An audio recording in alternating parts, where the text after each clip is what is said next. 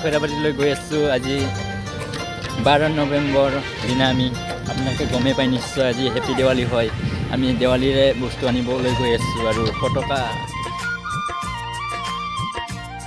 এয়া আমি ঘৰতে লগাই লৈছোঁ ৰঙা নীলা লাইট আৰু লগতে এতিয়া আমি মন্দিৰত যাবলৈ ওলাইছোঁ।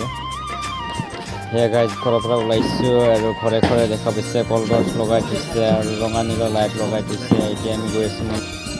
সেয়া গাইজ ফাইনেলি আহি পালোঁ আমি মন্দিৰৰ সন্মুখত আৰু এতিয়া দেখা পাইছোঁ যে চাকি বন্তি জ্বলি আছে।